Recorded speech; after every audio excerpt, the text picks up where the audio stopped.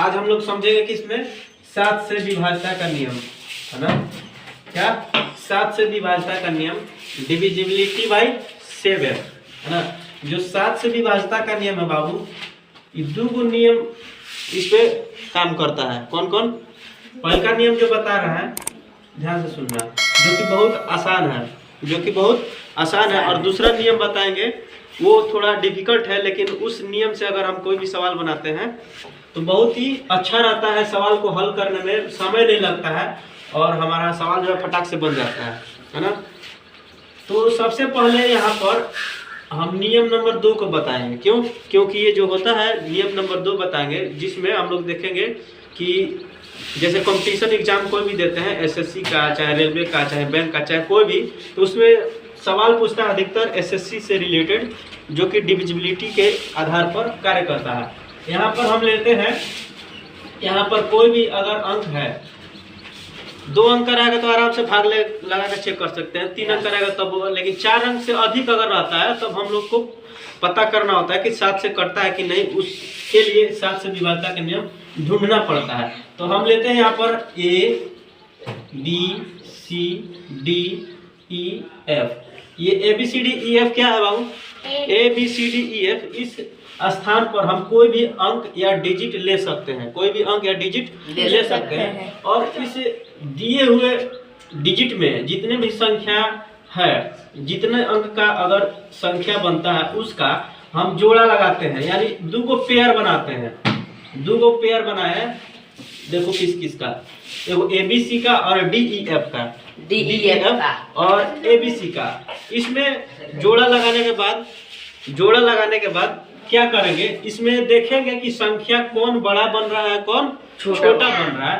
तो मान चलो हमारा DEF एक जो संख्या बना वो बड़ा संख्या बना, क्या बना?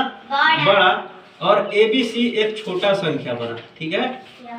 पेयर बनाने के बाद ये कोई जरूरी नहीं है कि यहाँ पर 3 का जोड़ा लगेगा, 4 का भी लग सकता है, 2 का भी लग सकता है, 2 का 3 का भी लग सकता है। लेकिन यहाँ पर जोड़ा लग गया तो सबसे पहले अब यहाँ पर बड़ा में से छोटा को घटाएंगे, यानी DEF जो संख्या बनेगा और ABC जो संख्या बनेगा छोटा वाला, तो बड़ा वाला में से छोटा वाला संख्या को घटा देंगे, कम कर देंगे, यानी जो रिमाइंडर बचेगा यहाँ पर, रिमाइंडर यानी जो शेष बचता है घटाने के बाद, उस बचे हुई संख्या में से क्या करते हैं, 7 से भाग लगाते हैं, 7 से भाग लगाते हैं। और जब भाग लग जाता है ना, पूरा अगर 7 से भाग लग जाता है, कट जाता है, तो दी हुई ये जो संख्या होता है ABCDEF, जितना बड़ा संख्या रहता है, यहाँ पर अगर कट जाए तो हम वहां पर भी काट सकते हैं, यानी कट जाएगा, वहां पर भी पूरा विभाजित हो जाएगा। तो डिविजिबिलिटी बाय 7 यानी 7 से विभाज्यता का नियम यही होता है। तो एग्जाम्पल में हम समझेंगे पहले।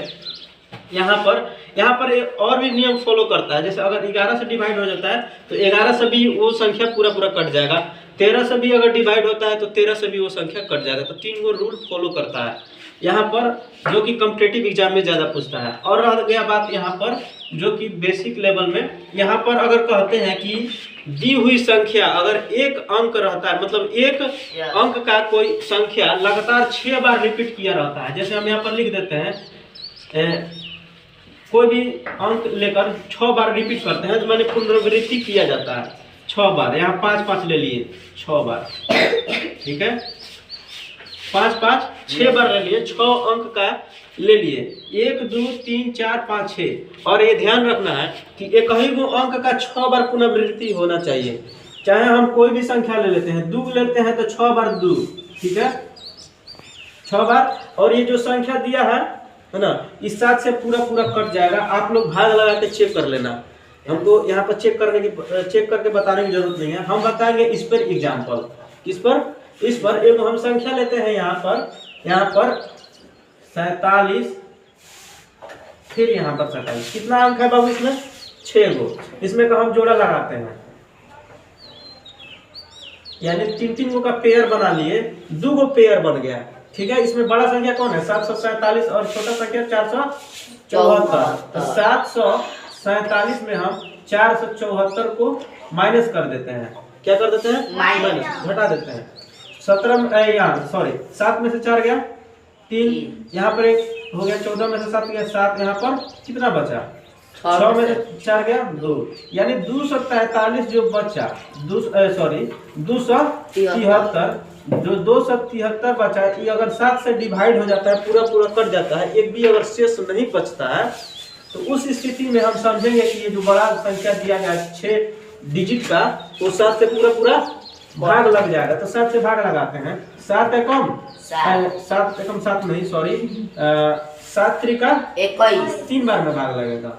ठीक है, घटा देते हैं, 6 हो गया, कट गया, ये 6 3 उतारेंगे, 7 9 63, कट गया पूरा 39 बार में पूरा कट चुका है। तो ये 273 जो हमारा रिमाइंडर बचा शेष घटाने के बाद जो शेष बचा, उसी शेष को हम 7 से भाग लगाएंगे। अगर 7 से पूरा कट जाता है तो ये संख्या भी पूरा कट जाएगा। यहाँ पर चेक करके भी हम देख सकते हैं, यहाँ पर चेक करके यहाँ पर देख सकते हैं, यहाँ पर भाग लगाइए और चेक कर लीजिए आप लोग। ठीक है, कर लेना। ठीक है, एक और संख्या हम देते हैं, जैसे यहाँ पर है एक, यहाँ पर लिखते हैं 5 है ना, 5 फिर 5 फिर 3 फिर 3 फिर 3, यहाँ पर क्या लिखे हैं 6 अंक का कोई संख्या लिखे हैं।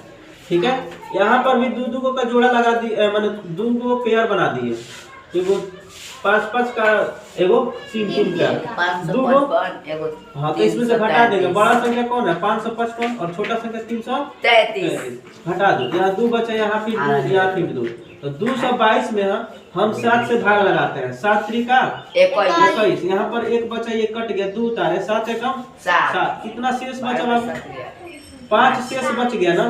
तो ये पूरा नहीं कटा है, पूरा नहीं कटा है। तो जब पूरा नहीं कटेगा तो ये भी जो संख्या दिया हुआ पूरा नहीं कटेगा। यहाँ पर हम भाग लगा के चेक कर लेते हैं, यहाँ पर लिखा है ना, यहाँ पर वही संख्या, यहाँ पर संख्या कौन है 555 और 333 में 7 से भाग लगा के देखते हैं कटता है कि नहीं, है ना। कौ बार में भाग लगेगा 7 बार में, है ना। अब घटाते हैं, 15 में से 9 गया, 6 बचा, ये कट जाएगा, 5 उतारेंगे, 7 9 63, घटाएंगे तो यहाँ 2 हो जाएगा, ये कट जाएगा, फिर ये क्या करेंगे, ये वाला 3 उतारेंगे, 7 त्रिका 21, यहाँ घटाते हैं 2 हो गया, ये कट गया, ये वाला फिर 3 उतारेंगे, है ना, 7 त्रिका 21, फिर घटाएंगे 2 हो गया, ये कट गया, फिर ये वाला 3 उतारेंगे, तो 7 त्रिका 21। यहाँ देखो कितना शेष बच रहा है, 2 शेष बच रहा है। तो ये देखो यहाँ कटा नहीं ना, 2 शेष बच गया, तो ये भी संख्या पूरा नहीं कटा। जब यहाँ नहीं कटा तो यहाँ भी तो नहीं कटा, तो नियम फॉलो कर रहा है। ठीक है, तो ये नियम आप याद रख सकते हैं। कैसे, एक बड़ा संख्या लेंगे और एक छोटा संख्या, और जब घटाने पर देखो एक और ही बात है, डाउट अगर मन में आ रहा होगा कि सर अगर घटाएंगे 0 आ जाएगा तब क्या करेंगे। अगर 0 आ जाता है तब वो भाग लग जाएगा, 0 आ जाएगा तो वो भाग लग जाएगा, है ना, उसमें सोचने वाली बात नहीं है। ठीक है, तो और अगर कंफ्यूजन है तो फिर आप बता सकते हैं कि कहाँ दिक्कत है। समझ में आया है? समझ में आया तुम लोग? Yes sir. चलो।